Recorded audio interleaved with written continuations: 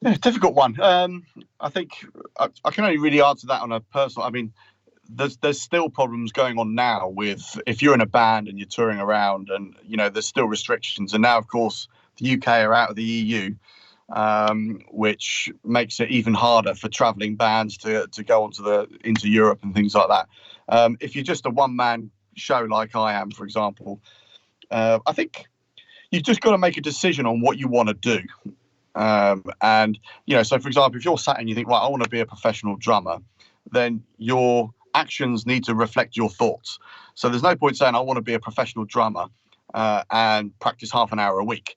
There's no point if you want to be in a band, then you've got to apply to join a band. There's no point saying I want to be in a band and I want to tour and I want to earn a living from playing drums, but then never audition.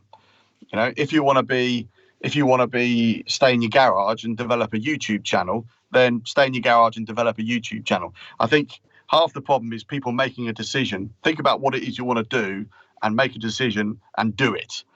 Does that make sense? I think so many people have dreams about or thoughts about what they want to do or what they want to be, but then don't put any actions in place in order to achieve it. And then 6 months goes by or a year goes by or 2 years goes by, and all of a sudden you're back to square one. You think, oh, what should I do? I want to do this and I want to do that. And it's just, difficult question to answer. But I think for me personally, think about what it is you want to do, what you want to achieve, and then put things in place in order to achieve it.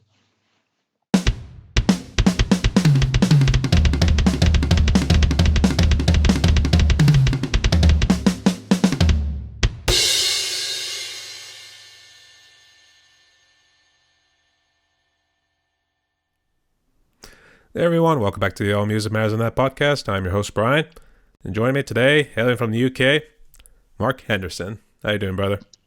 How you doing, Brian? Nice to be here. No worries, thanks for coming on. And AKA, your YouTube name is The Drum Club, right? That's the one. That's pretty sweet. And where in the UK are you? I am in a place called Camberley, which is about 40 miles south of London. I was going to say, are you close to Ash, Sacha, any of those guys? Yeah, I'm not sure. Where's Ash from? I think he said Bath, or a couple of hours drive. But if you're in the States, you won't be used to how small England is. So you can drive from one end of England to the other in about 5 hours. Yeah. Actually, technically, it's like a small world after all, or that's what they like to imply. So you guys probably drive further to go to the pub. Maybe a little bit. There's a couple of pubs not too far from me, though. But sure. All right. So welcome to my podcast here, Mark. And first off, congratulations. You have a new kid? Yes, I do. Yes. My wife had a baby girl on Saturday at 12:46. You a father of two now, or did you? Yes, my second girl. Yes. Congratulations, mate. Thank you very much. Very kind of you. Her name is Winnie, and she was 8 pounds 5 ounces. Winnie the Pooh. Yes, that's the one. All right. That sounds pretty cool. All right. So welcome to my podcast. The way this works, Mark, is just like to ask you some questions, get to know you more as an individual and as a drummer too. So I got him right here. Actually, 1 second. Got to scroll up a little bit. You ready? Sure thing. All right. So start with the first one. Tell us a little bit about yourself. How did you get into drumming? I started drumming, I think I was about 5 or 6 years old. Drumming in a loose term. I remember it's quite a vivid memory. I had 3 cardboard boxes and 2 30-centimeter long rulers. And I specifically remember playing along to Superman.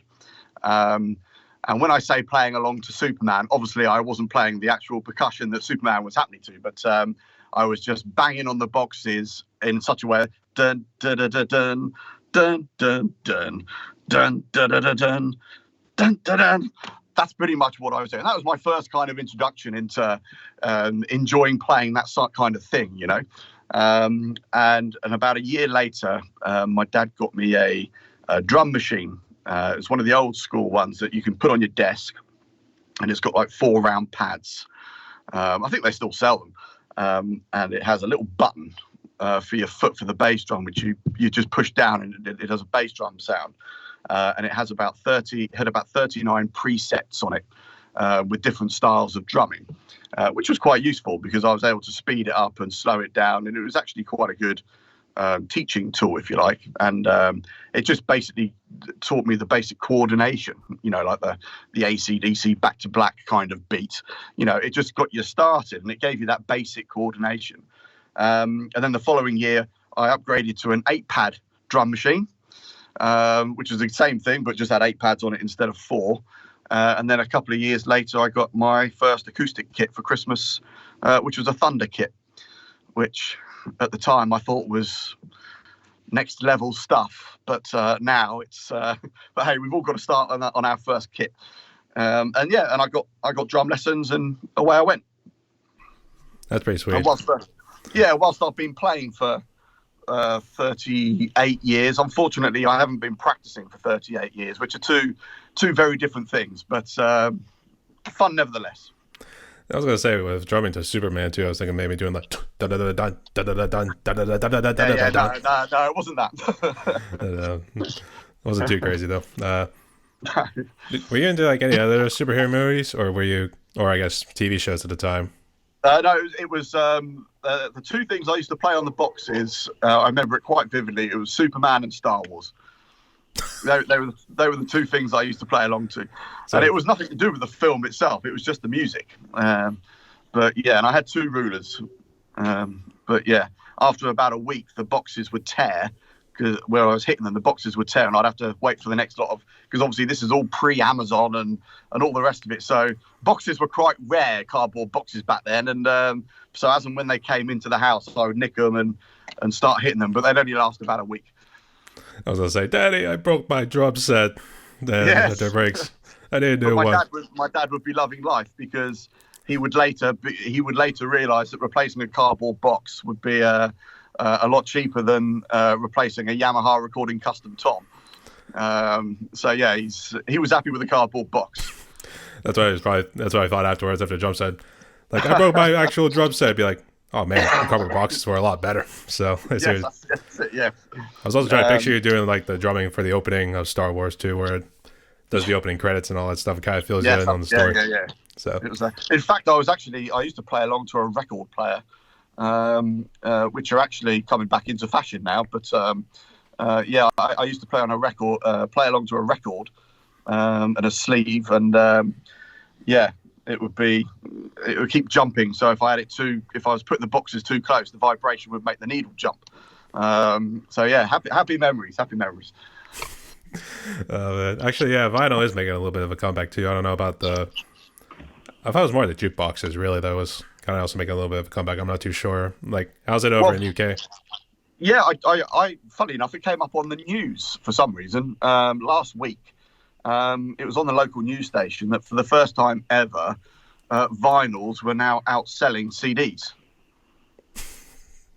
You still actually sell CDs too? Are we doing digital hard copies now? Yeah, no, it was for the first. So I think it's quite big over here, getting those nostalgic record players with a built-in speaker. That's all the rage over here at the moment. So there's a lot of people now going back to records just for the nostalgic thing. It's whatever. But I've only just mastered the downloading stuff, so it's all good over here. Should we call that the reverse grandfather effect? Obviously, the reason why I say that too is because you think of grandparents, they're trying to like get used to using things like the phones and everything else, and they're like turning to their millennial to Gen Z grandchildren to help them out. It is, yes. It's the thing with downloading is obviously the technology is fantastic. It's incredible now. Things like Spotify and things like that, where you can access pretty much any song in the world at a push of a button, have it on your phone and have access to that song within 30 seconds, and it costs 79p or whatever it is. So it's a great thing, the downloads, but I think sometimes you miss the physicality. You want a record in a sleeve, and in the sleeves it would say who the drummer was, who the singer was, who the guitarist was, and then you would open the sleeve up and it would have all the lyrics to all the songs. It's there was a physical thing that you had, as opposed to a download, which is as wonderful as it is. You just push a button and it's there. There's no kind of physicality to of opening a record. But yeah. It's one of those things, but I think to Amazon's credit, though, in terms of the lyrics, they do put them on there. But you have to, like, Yeah, you have to hit another button in order to get the lyrics to pop up, too. yeah, So. yeah, there are, yeah, yeah. But no artwork yet. They got to do the artwork next, and then I think it'd be perfect. Then Yeah. we made vinyls and CDs obsolete. There we go. Yes, that's it. Yeah, it's and of course, you would walk into someone's house, and the first thing they'd want to do, 30 years ago, is show off their record collection, and they'd have shelves upon shelves of records and stuff like that, and but yeah, all gone. I can relate to that too. Well, actually, I can relate to that too. That was my dad, and there was actually way back there in the corner used to be a CD and vinyl shelf, so he had just filled with everything too. So you can imagine how that was. Something nice about it. Yeah, I can. But my mother passed away about 12 years ago, sadly, and one of the things I inherited was a box of records. So I'm just waiting for them to make their comeback, because there's like the Thriller album with Michael Jackson and some Beatles albums and things like that. And there's some quite big records. So I'm holding on to them. So if in 30 years' time, you never know, these record vinyls by then it'll be 70 or 80 years old. They might be worth a few quid, so I can get another symbol. I'll be like, oh man, I'm a millionaire now because I saw Michael Jackson's Thriller. There's a program in America called Pawn Stars. I don't know if you watch it. I used to. Take all their, yeah. So maybe I'll do that. Maybe I'll go to Las Vegas and take my Thriller vinyl record and see what it's worth. But it'll probably cost me more to get there. Probably, but actually, I don't know. I think that TV show stopped doing it. I think they got in some trouble. I think legal trouble or something like that. So, not too sure. You might just want to try to pawn it in the UK. The US are always about a year ahead of us TV-wise. So, whatever stops in America, it'll go in the UK for another year before they stop it. So, I guess so. That's actually a good point. But we'll get to TV shows in just a moment. Is your drum set nearby by any chance? Yes, it is. Yes. I don't know if you can. I'm in my little drum room here. Still blurry, but that's pretty good. I can see at least most of it. Yeah, I think you see it. I'm only in a small room, so this thing was flat packed.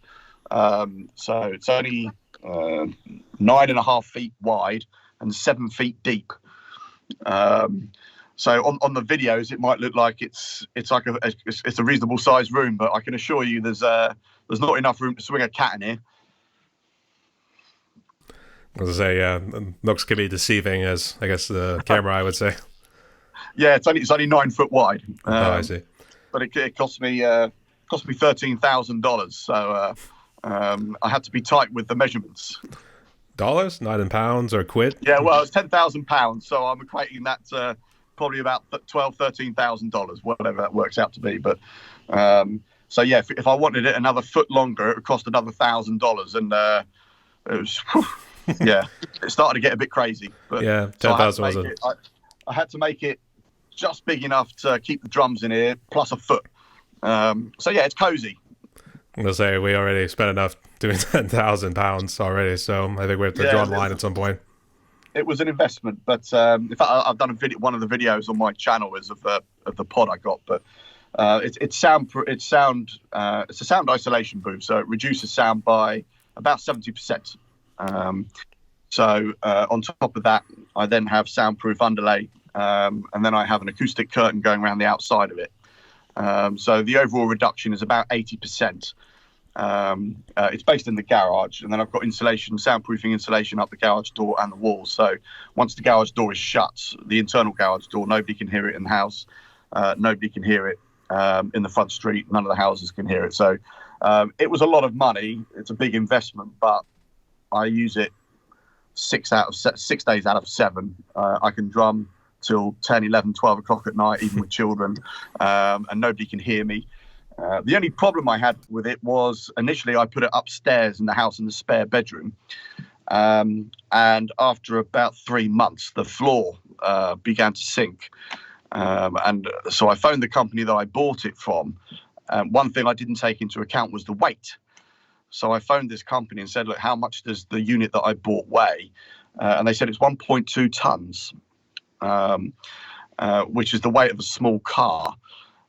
So I got a structural engineer to the house who's one of my next door neighbours, and he said that the weight limit for a residential floor is about 700 kilograms. So I was 500 kilograms over the maximum weight limit for the joists of the floorboards. And that was the weight of the pod. So that doesn't include the weight of all the gear in here and the weight of me myself. So you take all that into account, and the floor sunk 3 centimeters in the joists.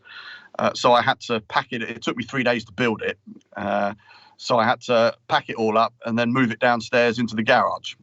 So it was all a bit of a drama, but yeah, the bedroom floor is like, woo, like this. But hey, what can you do? I was gonna say, it's either that or all the weight we put on from the Christmas holidays and everything too. Well, yeah. Less said about that, the better. Yeah, I know, but I'm not fat. I'm just not tall enough. Oh, really? Okay. Actually, I always get a kick out when you guys say garage, because we just say in the U.S. just garage. You guys tend to put a little bit more emphasis on it too. So, it's a garage. It's a garage. It's a garage. No, it's broken English. It's broken English. All right. Yes. Did you walk us through your kit? I guess how many tongs? What brand is it actually? And then talk about the symbols too. It's a Yamaha 1980s Yamaha recording custom in cherry red. I've got 10, 12, 13. 10, 12, 14. The 14's a hanging tom. I have an 8-inch tom down here on the floor, but I bought a mic set and it only came with 8 mics. So I'm 1 mic short for my 8-inch tom. So I'm going to buy. Well, in fact, I have got enough for 1 more tom, but the other one is in the vocal mic. So I can't have both. So if I'm speaking on any of my videos, I can't have the 8-inch tom. Or I could, but I'd have to keep rewiring it, which is a faff. I have Zildjian's special dry cymbals, 16, 18, 21-inch ride, 14-inch hats. And I broke the mold and went for a Meinl 12-inch trash crash thing, whatever it's called, which I did a video on a couple of videos ago just to show what it sounds like. And this was inspired by the Dave Weckl 1990s Back to Basics DVD, where he had his Yamaha recording custom in cherry red. And I wanted one ever since. And 18 months ago, I finally got one. I had an 18-inch floor tom, but never used it, so sold it on eBay. I just don't have the room. I see, yeah. Too cozy. Actually, yeah, that's a pretty nice kit too. What sort of brand are your sticks there? These are Peter Erskine, the ride stick, which is a bit random.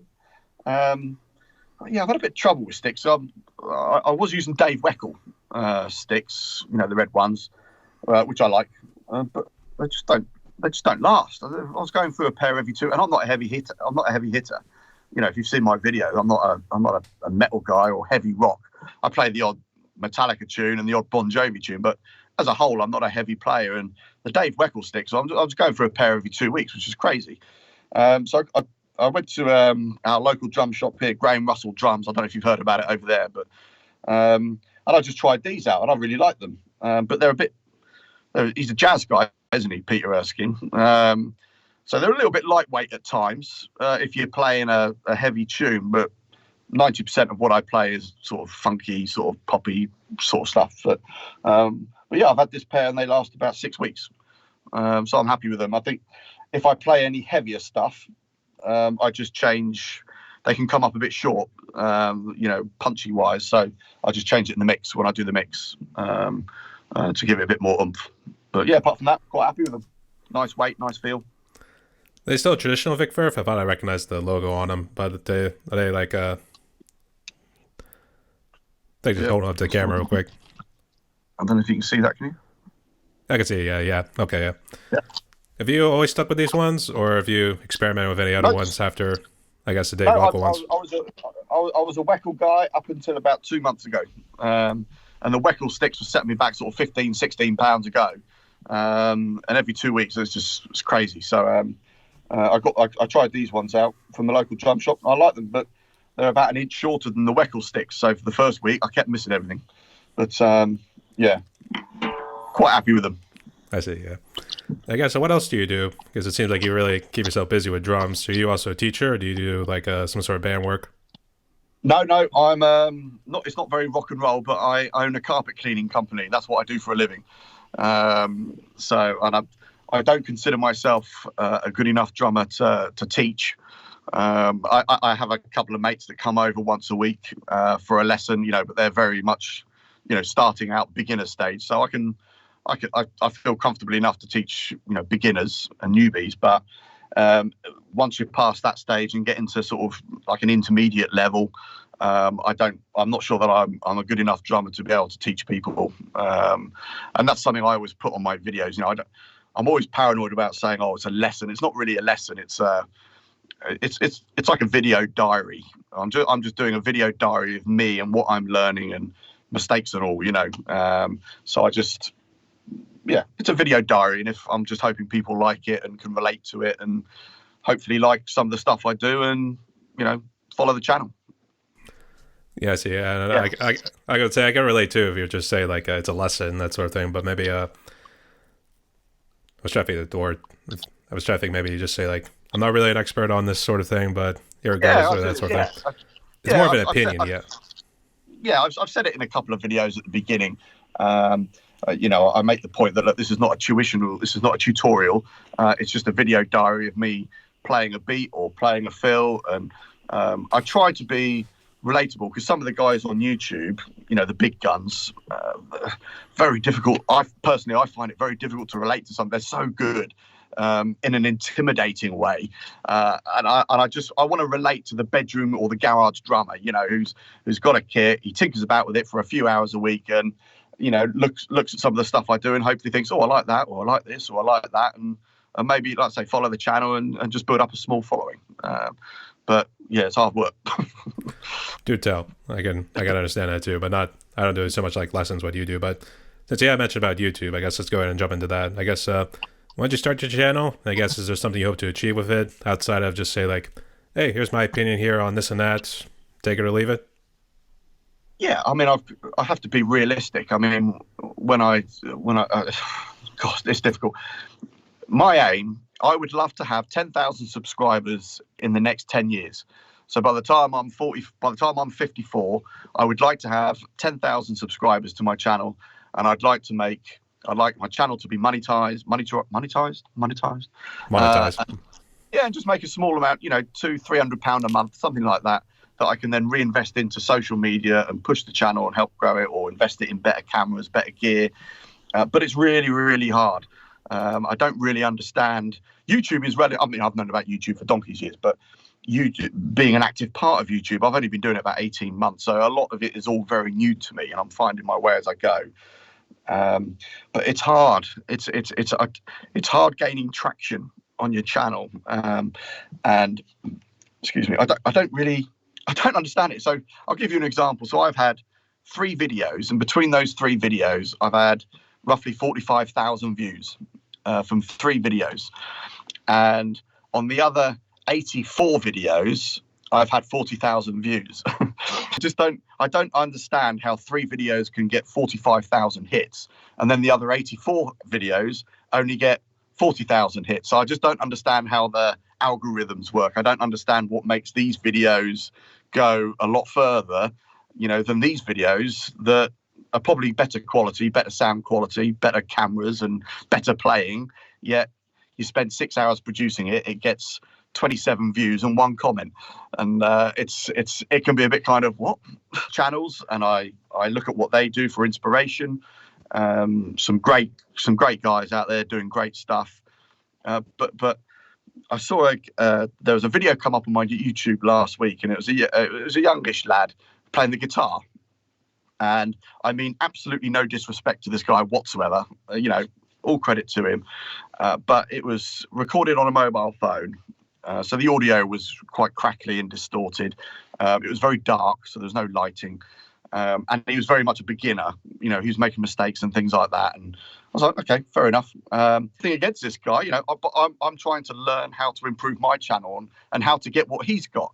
And I look at that channel and I think, well, what am I doing that this guy isn't doing? You think at some point, 17,000 people have looked at that video or looked at that and thought, that is so good, and they're so impressed with it. They want to follow it and get more from this guy. And I'm just sat there thinking, scratching my head a bit, and it's just difficult, And I'm thinking, what can I do to get what he's got? And it's hard. And it's you go on the Tube Buddy and things like that, and they give you advice on how to promote your channel and all the rest of it. But yeah, I can't figure it out. I can't. So I don't take life too seriously. I don't lose any sleep over it. I'm not relying on it to pay my mortgage, but it would be nice to. It's disheartening when you spend, I don't know, I might put out 2 videos. It's taken me 10 hours to do in total. By the time I mess about with a mix 300 times and all the rest of it. And I think I've got like 363 subscribers at the moment. And you put these 2 videos out and it has 600 views, and you log on Monday morning and you've got 359 subscribers. You're like, God, how have I lost 3 or 4? It's just frustrating, and but there's other guys that I'm subscribed to, like Ash Wells. He started out and he's clearing over 2,000 now, and Matt, he's got nearly 9,000 subscribers. There are guys out there that have got thousands of subscribers. So I look at these guys and I try and see what they do and how they do it. I try and learn, but it's difficult. It's hard work. Yeah, I can understand too, and I've been kind of in the same boat as well. And obviously, when I go and look at other people's channels too, I'm thinking like, what are they doing that I'm not really doing? Because I make the light good, and in the beginning, it used to just be the ceiling lights. That would just be my natural light. Yep. Now I at least got just 2 lights there, but I at least make it bright enough that you're able to see me play. And I don't know, and I see it too with even doing these podcast interviews too. I get a couple hundred maybe that kind of like watch some of these, and it's almost like, what gives? I mean, yeah. If some of you come here and watch it, wouldn't you like to see more? So yeah, and this is it, and you start to doubt yourself. Because I have realistic expectations. At no point am I expecting to go viral. At no point am I expecting to wake up and I've suddenly gained 3,000 subscribers. I have realistic expectations, and my expectations is I'm trying to grow by, say, 500 or 600 new subscribers per year. That's kind of my aim. But yeah, I mean, I can go a month. I can put out 4 or 5 videos, which are reasonable. It's reasonable quality. It's not professional, but it's not dreadful, like some of my first videos were. It's reasonable. I think the content is okay. Some reasonable stuff on there. But yeah, and you just get nothing. And it's just, you get the support from the drum community, that you're subscribed to channels, and that's great. They comment and they support you and they encourage you, which is great. Being part, and that's what keeps you going. But yeah, there are times when you think, gosh, because these videos take hours. They take hours to do. And so yeah, it can be disheartening sometimes when you put a video out and it just doesn't get anywhere. Then you wake up in the morning and you've got 2 less subscribers than what you did yesterday. And it's but hey, it is what it is.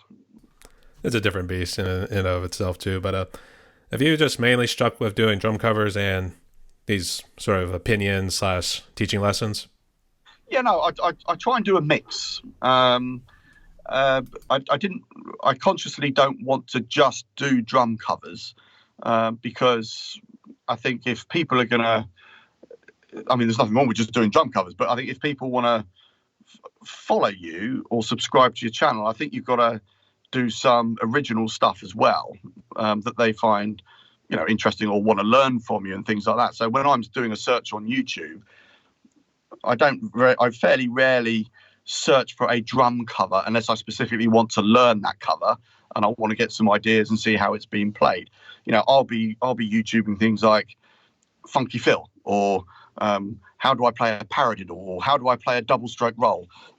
They're the sort of things that I would typically subscribe to. So I try and incorporate both things, not just drum covers, but some original stuff that people can get into. I think, yeah, it's difficult. But the other problem I have is that when you do a cover, most of the time you're getting copyrighted. So if you have if over the next 5 or 6 years you want to get your channel to a position where you get a small income from it, 100 quid, 50 quid a month, whatever it is, you're not going to get that through doing drum covers alone, because when you're uploading the video, you'll normally get a message on YouTube, won't you, saying that copyright content detected. The owner is allowing you to use it for YouTube. However, they will get the revenue generated. So if they put a couple of adverts on your video before you start the cover, the money that generated will go to the owner of the copyright. So yeah, you got. I want to do some covers to try and get some interest in the channel, but if all I do is copyrighted material, then you're never going to get monetized. So yeah. I did notice that with a couple of drummers in our community too, who just in strictly drum covers. They only make really a couple cents out of all of it too. And yeah. And like I say, look, we've got to be. You've got to have sensible expectations. I'm not trying to make thousands of pounds here. I'm not going to rely on this to pay bills or anything like that. It would just be nice to, in 4 or 5 years' time, have a small amount of money come in each month, which will just be reinvested back into drums and back into my channel, and push it on other social media platforms just to try and, because if you've got a couple of £100 to spend on a social media platform, that'll push your channel to a reasonable amount, and again, if it just helps grow things, but yeah, it helps us afford to buy the nice things. Yeah, well, just the saying goes, why can't we have nice things? Yeah, that's it. 300 quid's a new cymbal every month, isn't it? Yeah, that'd be nice. All right, have you actually ever played on an electric set before? Or have you always stuck acoustic? I played an electric kit for 20 years. Okay, what was it? I started with an acoustic kit. And then I had one for years. But going back to my Thunder kit days, I got my first acoustic kit within 5 minutes of me starting to play it in the garage. My next door neighbour phoned up saying it was like a train coming through their house. So we put up egg cartons on the garage door, thinking that would do the trick, and it didn't. The reason I say that is because that was one of the reasons where I went to electric a bit further down the line, and I bought a Roland TD8, and I had that for years. I won't bore you with all the details, but I went to a 9 TD, I think it was TD11 or TD12. Then I went to a TD15, and then I went to a TD30 KV a few years back. Which again, I've got video on that somewhere. Fantastic, they serve a purpose, and this is just my opinion. After 20 years of playing it, the pros I'd say is they're never out of tune. They always sound great. They're easy to store. So you can just take the pads off the toms and that, and just store them neatly in a corner. They don't take up much space. Follow me. We're good, and I'll just edit that part out. But keep going. You were talking about how easy the electric sets were, or at least the pros of it. Yeah. So they just fold up. You can get the whole thing on the back seat of a car typically, and obviously the biggest thing is the sound. Because many drummers are not in a situation where they can play an acoustic kit because it's just so noisy, so loud. I had an electric kit for 20 odd years, and they're absolutely fan, especially the modern kits, the modern Roland kits and things like that. I mean, they're so good, and you spend all this money, and you use it for a fraction of the things that it can do. I'll hedge my bets and say the majority of lads with an electric kit just use it for fun and to play on. The brain, which is what you pay all the money for, with all the technology, just never use it. So you pay a lot of money for something. It's a bit like buying an Apple Mac computer, spending 3,000 quid on an Apple, and using it to play solitaire on. But yeah, the electric kits were fantastic. I loved them. A lot of pros. The problem, which I found when I went back to this kit about 18 months ago, was, and this is probably more about me than the kit, it was like a totally different instrument. And I went out and bought this Yamaha off eBay, brought it home, set it up, started to play it, and it was like I'd never played drums before. It was because one of the things with an electric kit is it doesn't matter where you hit it, you always get a great sound. Whereas with an acoustic kit, that's not the case. So an acoustic kit, you want to be aiming center of the drum. So, if you hit off center, you get a ping as opposed to a true tone. I started playing I sold the electric kit to finance the soundproof booth and this kit here. And I started playing it, and it was like I'd never played drums before. My reach was affected. I couldn't reach stuff. Playing the ride cymbal, I mean, it seemed like it was miles away, because when you got an electric kit, it's very compact and it's much easier to play.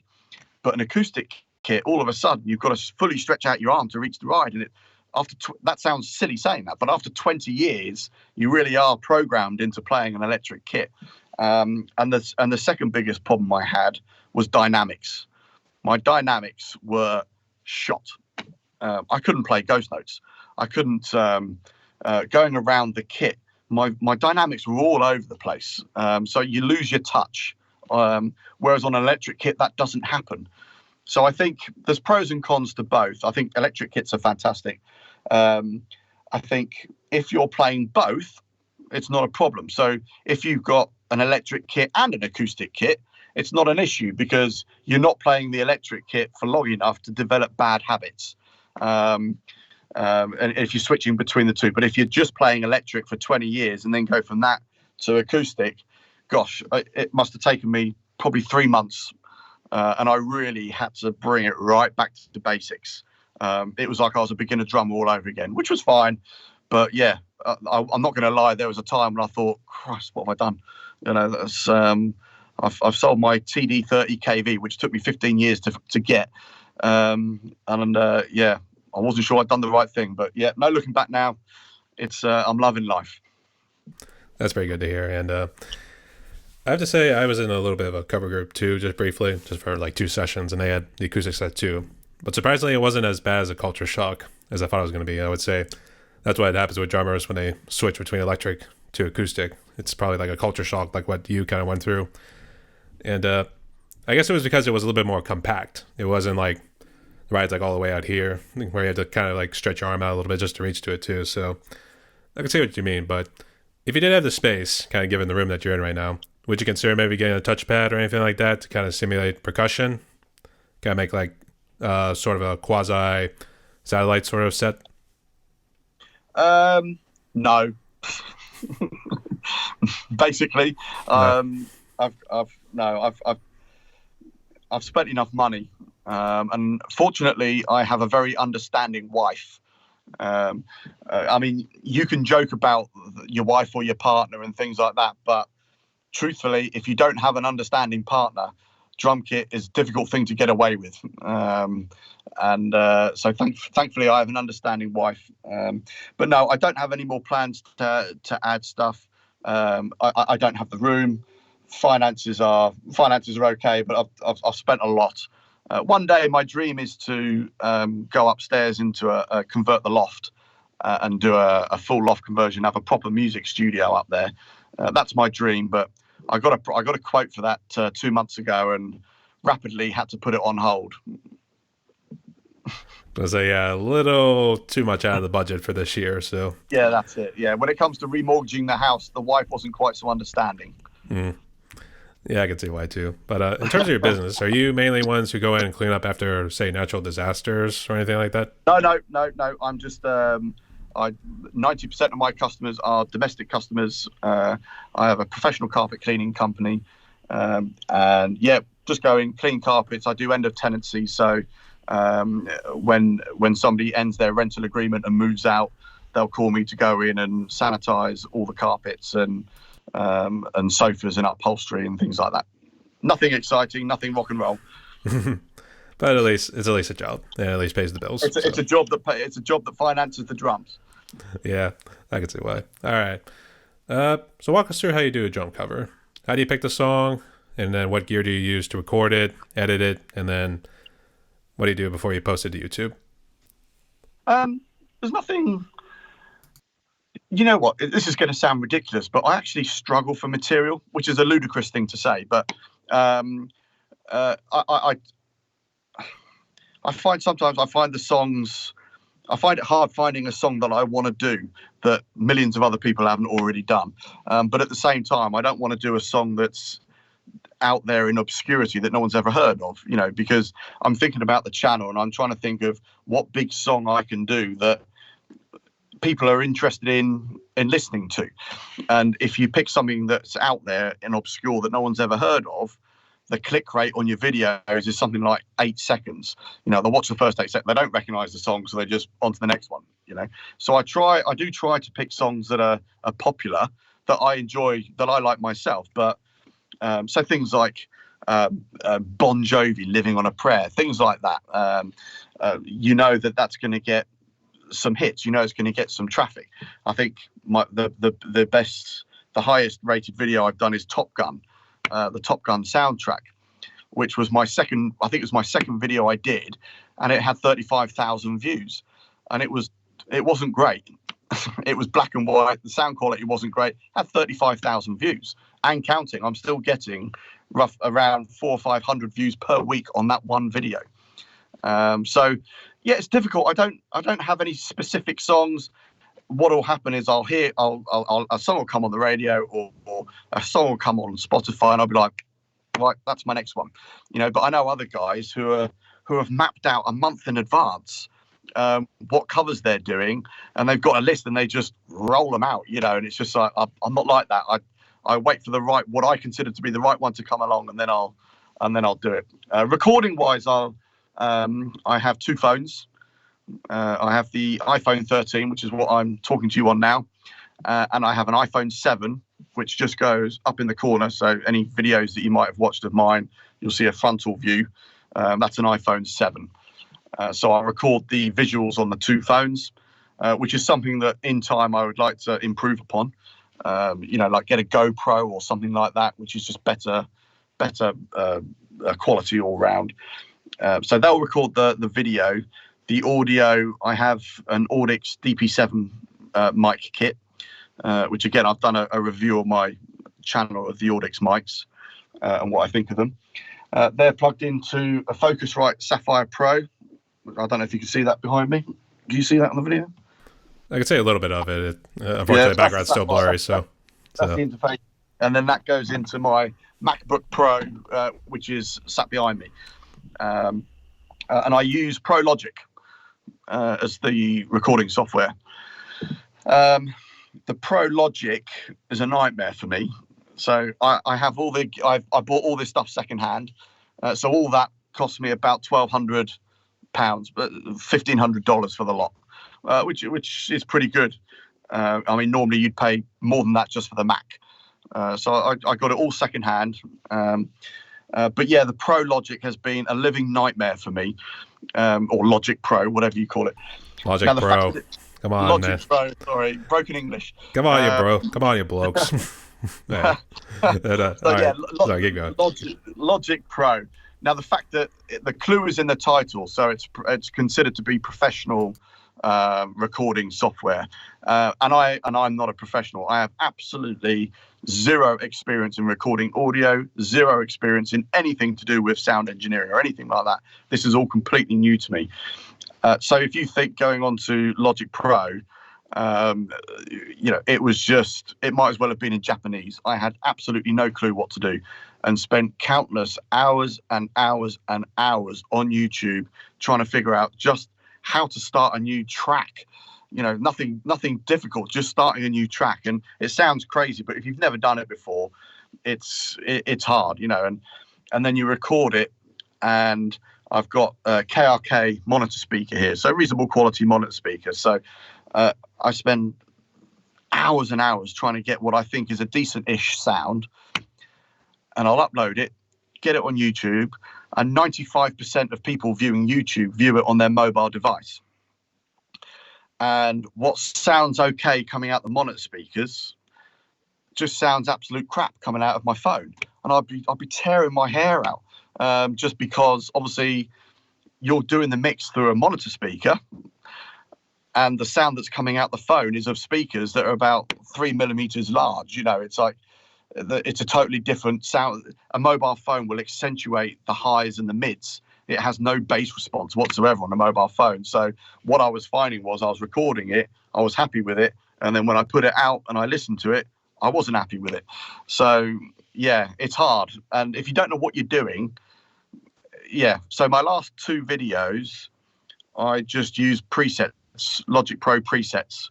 So instead of me tinkering about with things I have absolutely no clue what they mean, I now just use the presets, and I'm happier with the sound. I'm still not there. It's like you're searching for the holy grail of drum sounds. So yeah, it's in fact Joey Clark. You've seen him on. He's just sent me a link of because I think Joey's got a fantastic sound. And he sent me a couple of links on what he uses and plugins and stuff like that. So I'm yet to go through that, but I will do. And yeah, it's hard getting the sound that you want. But yeah, that's it. And then for video editing, I use Final Cut Pro, which again, absolute nightmare. But I get to grips with it. Again, pro is in the title, so it implies that, I mean, people go to university and colleges to learn how to do this thing. They have degrees in sound engineering and video editing. I'm a carpet cleaner from Camberley, and I'm clueless. But we're getting there. We're getting there. But yeah, so I'll do the cover, and then normally I will go onto YouTube and download the official video of that song. And then what I'll do is I will incorporate snippets of that official video, throughout the drums, because I never know if people get bored of listening to or watching me statically playing drums after a couple of minutes. Do people get bored and switch off? So I try and think, well, if I incorporate a bit of the original video, from a visual perspective, it just makes things a little bit more interesting. I don't know if that's true or not. Maybe people will be thinking, why does this guy keep putting an official video on? I want to watch the drums. I want to watch how he plays a particular song, but I just try doing different things, but whether they work or not, who knows? But yeah. Oh, I see. You do like some of the live footage, kind of like play it in the background. I was trying to remember. I don't know if it was you or whether it was somebody else who was like, I think it was along the wall while they're playing drums. They had like live footage, probably from a projector shooting into the wall, and it was like showing the band doing like maybe a live performance and stuff like that. Yeah, I don't know if you know who that is, or whether it was you or something like that. So no, it wasn't a projector. I did something like that. It looked like it was on a TV on the wall. It was a country and western one. What's his name? Blake? Is it Blake Shelton? Blake Shelton. And he was on a TV. But yeah, I mean, there's lots of guys do different things. I mean, some of these guys, their video editing is right up there, and it's above and beyond. Yeah, I mean, and it's difficult because when you've got nobody showing you, what I would like to do is just put a message out on Facebook in my local area and say, look, has anyone got knowledge of Logic Pro and Final Cut Pro? And can they come round for a couple? I'll pay them if I have to, and come round to my house and just show me the basics of how to get a good result, a good sound, and a good video editing. And if somebody could just show me how to do it, but obviously what ends up happening is you use your videos as a trial and error to get better. But unfortunately, that means that when you look back on your videos, you cringe and you think, oh, God, that wasn't very good. And that sounded bad. And that video was, so you're very critical of yourself, but yeah. You are your worst critic, as they like to say. Or, yeah, you are. You are. Or some people have unconscious bias thinking like, oh, wait, that's actually pretty good. And we'll just go ahead and post it too. I know I'm guilty of that as well. So I can relate. Yeah. But everyone's very supportive. It's not like you get the haters that come on and trash your channel and tell you rubbish. All the drummers that look at it, they're all very supportive, and and that keeps you going. It just, even if some of them are maybe not quite being completely honest with you, at least they're being nice. If you've got nothing nice to say, then don't bother saying it at all. So it's nice to get constructive feedback from other drummers and stuff like that. Absolutely too. It would be nice otherwise. Well, we still get those haters every now and again. It'll just pop in with one random comment here and there. So yeah, I can understand with that. They're easily enough deleted. Yep. Just leave it there and be like, yep. Another guy probably... Actually, I think it was from a TV show my mom watched. It was called Homeland. I think they were looking for this sort of group that's in social media just posting all this negative stuff about this and that. Sure. And when they find it, it's just these random people just posting it all. And it's not like... They're not... I forget how it goes in the show, but I think it was like maybe just something for the social media company or something like that. And they're just randomly posting it. It's these random people just doing all the negative stuff. They probably don't even know who these people are. Just post random negative stuff. Really, that's really all it was. So Yeah, well, there's a lot of that on social media, as I'm sure you're aware of. It's people commenting, and that's one of the downsides of social media is if you put yourself out there, people have these urges to be critical. I mean, half the time they don't even care about what you're posting about, but they just want a reason to have a pop at you, and they're safe behind their keyboard. But you got to be careful because you never know who you're going to upset. Do tell. All right. So, but we are near the end of this. So near the end of my podcast. So Okay. I guess I forgot to ask, who has been your biggest influence, and do you have like any other influencers? In the 90s, it was Weckl, Dave Weckl. I used to think he was incredible. And he is an incredible drummer. But Dave Weckl was a big, I mean, not that I couldn't play anything that he did, but I loved what he did. And yeah, he was a big thing. And the thing is, I've never had that many influences because until I came on YouTube, it really opened my eyes to all these drummers. I've heard of them, but I've never really paid much attention to them. So people like Thomas Lang, he's an absolute machine. There's a guy called Mike Johnson. I don't know if you've seen his channel. I got really into Mike Johnson and this Grayson. Is it Recruitment? Is that how you pronounce his surname? Grayson Recruitment, jazz drummer. He's just absolutely out there. He's phenomenal. And so yeah, it's just really, YouTube's really opened my eyes. But Dave Weckl was my first kind of, wow, look at that. If I could be like that. But then when I watched an interview and he said that he used to practice 11 hours a day and then 8 hours a day on a weekend, I rapidly realized that I was never going to reach that level. But cool, 11 hours a day practice. But yeah, it's crazy. But yeah, some of the things that, he's one of the tunes that I can't play that I want to play is Spur of the Moment. That is one of his tunes, and there's plenty of people cover Spur of the Moment on YouTube, but I just cannot figure it out, and it's driving me nuts. So if anyone's watching this and can play Spur of the Moment by Dave Weckl, if they can break it down, I'm not bothered about his solo. I'm never going to be able to play that, but if somebody could break down the groove for me and show me how to play it, I will be forever grateful. But yeah, that and Little B from the Shadows. Don't know if you heard Little B from the Shadows, the drum solo and that. If somebody can break that down for me as well, that would be great. I'd say I didn't know about the last three, but I know about Dave Weckl and Thomas Lang. I know people have referenced them, and I've seen them in interviews. Actually, Thomas Lang was with Drumman 190's little podcast that he was doing. In fact, I actually interviewed his friend last night who used to be a part of his podcast too, so that was interesting. Oh, wow. Yeah. So he's an absolute machine, Thomas Lang. God, amazing.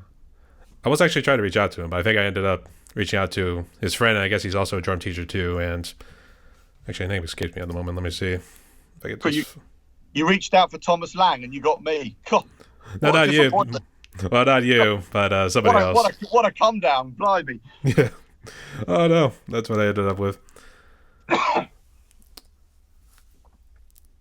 can't find the name at the moment. I know it's in the emails here. It's going to drive me crazy, but you get the idea. I got somebody else, but he was also an exceptional drummer too. And I'm sorry I forgot the name, so I'm sorry. But no, that's right. There's so many out there. It's too many to count. Gosh, yeah. I mean, funny enough, I was just watching Spur. I was looking at Spur at the moment for this drum track from Dave Weckl, and this 13-year-old girl come up. I forget her name, but she absolutely incredible. And you look at these kids, and at 13 years old, and you're just like, how can you play like that at 13 years old? It's absolutely incredible. But yeah, you can't linger on that too long because you end up driving yourself crazy. But yeah, it's great to watch. Great to watch. I actually did see a couple of kids, and one I actually interviewed this month not too long ago. He's only 10. And I think there's one out of the UK too. It's at Sam Beats 7. Have you heard of him? I've not, no. Check him out too. He's also a young kid. He's got himself a nice good reputation going there too. So he'll be making a big one these days. So yeah. It's these kids who can play the way they play is unbelievable. All right. So to kind of jump into COVID a little bit, because I like to know how everybody was affected in some way. And considering how the UK was, I know they were a little strict at first. So I guess how bad did COVID affect you? Well, fortunately, I was probably one of the lucky ones. And as you now know, what I do for a living. One of the things that happened in the UK was complete lockdown, and the only people that were allowed to work were what we call key workers. I don't know what you refer to them as in the US, but key workers are people that have to work in order to, for society to function, like police and hospital staff, people like that. And I was able to make myself into a key worker because I was able to offer a spray on people's floors and furnishings, which killed off 99.9% of viruses and bacteria. So when I phoned up for advice as to whether or not I was allowed to continue to work, because I was offering that service and I was able to kill viruses and bacteria in people's floors and furnishings, I was allowed to keep working. So I had about 4 weeks off in total. But apart from that, I was able to work throughout the whole pandemic, and I, for the 4 or 5 weeks that I was off, I got some financial support from the government, 50% of my salary paid for that. But I was one of the lucky ones. There are many millions of people in the UK that were absolutely obliterated by it, and thankfully, again, I didn't lose anybody, no close friends or family. But yeah, from a business point of view, millions of people's businesses over here is absolutely decimated, and we're still trying to recover now. But now we've got the post-COVID thing going on, and I know you guys measure your petrol in gallons. We're paying £2.05 for a litre of diesel.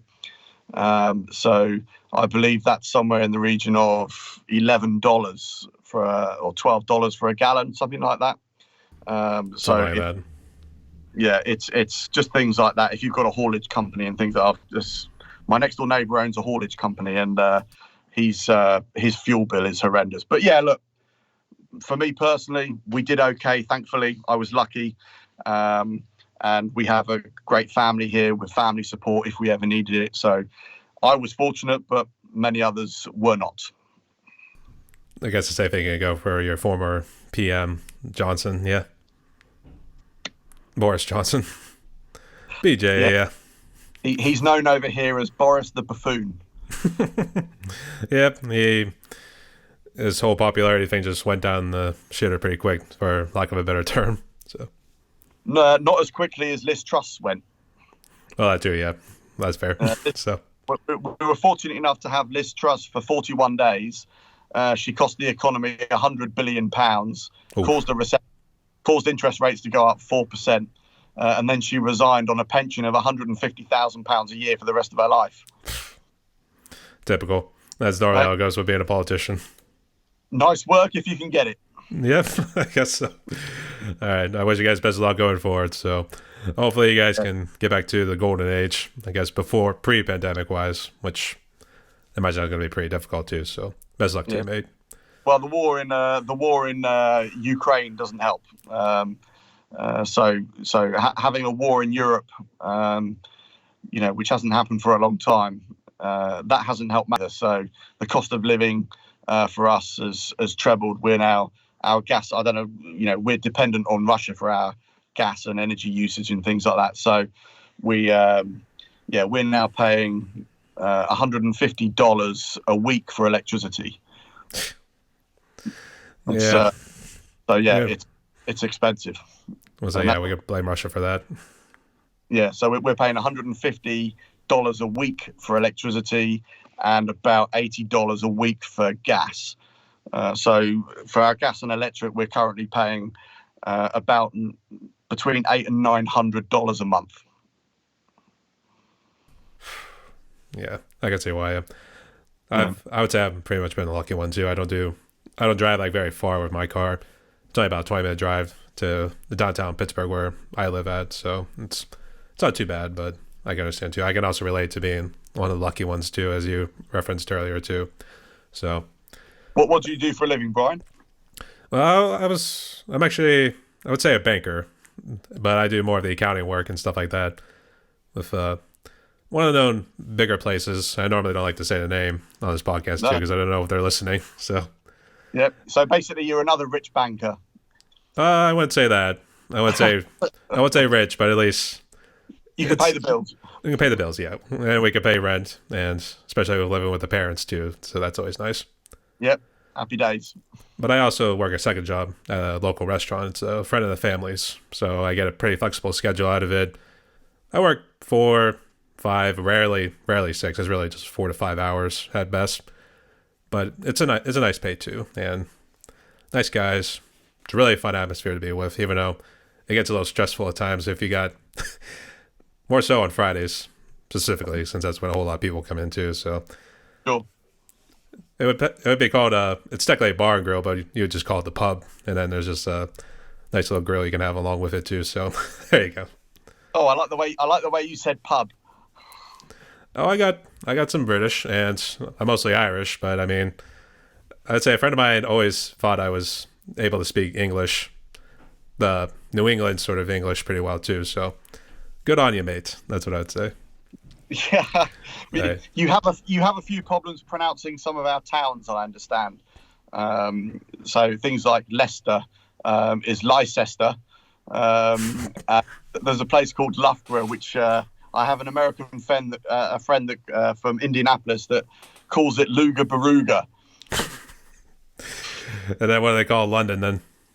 Yes, We still call it London. Yes, can't go wrong with London. All right. I guess, how do you pronounce it? Ashstown? Is it Bath or is it? Well, in the south we would call it Bath. In the north you would call it Bath.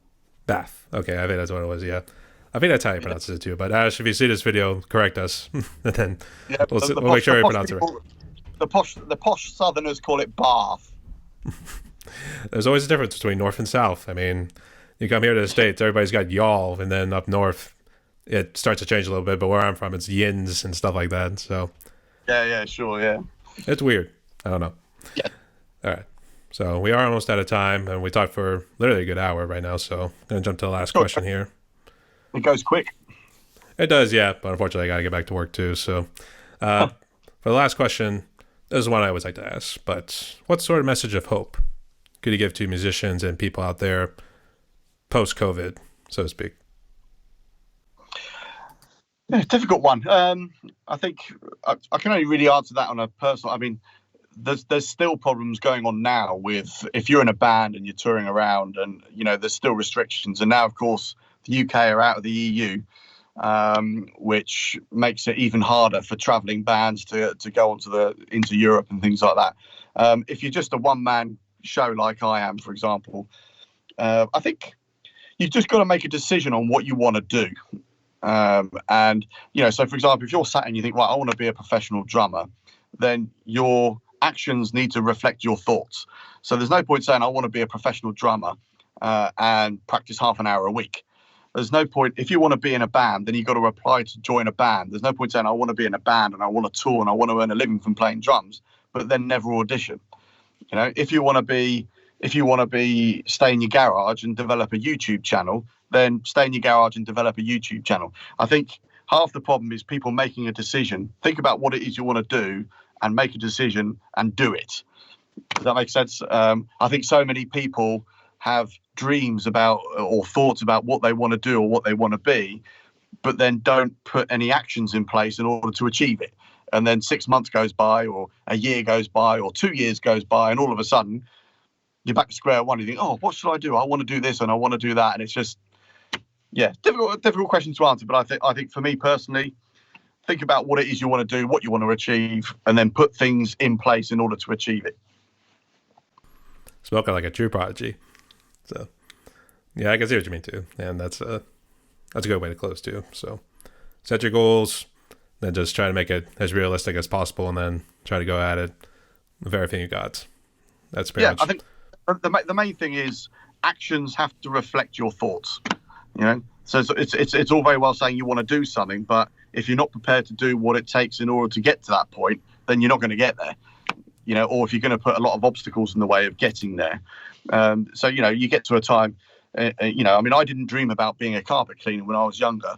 I dreamed about being in a touring rock band making millions, but sooner or later you get to a stage in life where you think, well, I've got to start paying the bills here. So there's only so much money an unemployed drummer can make. So what ends up happening is you end up starting a career or a job, and drums just takes a little backward step, and then you meet a partner or you get married, and then you start a family, and drums just gets pushed down again. And you get to a point where you say, well, there are certain things now that are just not on the table for me anymore, barring an amazing stroke of luck. So you think, right, where I'm at now, I want 10,000 subscribers on my YouTube channel by the time I'm 55. And so my actions are now going to reflect that, and I'm going to do everything I can to try and achieve that and hit that goal. That's what I want to do. Sounds good, mate. All right. So, Mark. However, I've been doing it 15 months and I've got 363. So yeah, it's not going great at the moment. So anyone watching this, if you want to support my channel, that would be amazing. I appreciate it. Well, I'll tell you that in a moment. But first off, Mark, we did reach the end of my podcast right here. I guess, did you have any shout outs or any final words to say before we close? No, it was great to speak to you, Brian. I appreciate the opportunity to come onto your channel. It's been great. I want to thank all the people that are following me on YouTube and supporting me and encouraging me. And yeah, I don't think I'd be doing it if it wasn't for these people by now, because it just keeps you going, and it's nice to feel part of something, and to be part of 30 or 40 other drummers on YouTube all trying to push in the same direction. It's nice to be a part of. So I just wanted to thank all those guys that support me. And I guess, how else can people reach you outside of YouTube? Facebook, basically. I had an email, but I can't find it for some reason. I haven't kicked it off yet. But yeah, as it stands, Facebook Messenger. I put most of my videos on Facebook in order to try and direct traffic to my channel. So if you want to friend request me, crack on. I will accept. But yeah, Facebook is. I'm on TikTok. I've got about 5,000 followers on TikTok, just doing odds and sods. But TikTok is not really where I want to be. It's TikTok's okay, but no, it's not where YouTube is where it's at. But yeah, if you can get hold of me on Facebook. Sounds good. Actually, I think you can monetize TikTok if you want to. I think they allow you to do that if you reach the 1,000 mark too, but you have to look into that. I'm not too sure about the details. So yeah, I think it's 10,000. The problem I have with TikTok is the people that follow you are people that like the songs that you're playing to. So if I'm playing to a song like Living on a Prayer by Bon Jovi, for example, people follow you because they enjoy that song. They're not following you necessarily because they like the drumming. So, in order for me to get to where I want to be, I want to attract drummers to my channel, not just kids or people that like the song that I'm playing, but have no actual interest in drumming itself. Does that make sense? Yeah, absolutely. I guess just see where it goes. I guess see where your path takes you next. So yeah. So everyone, my guest today was Mark Henderson, hailing from the UK.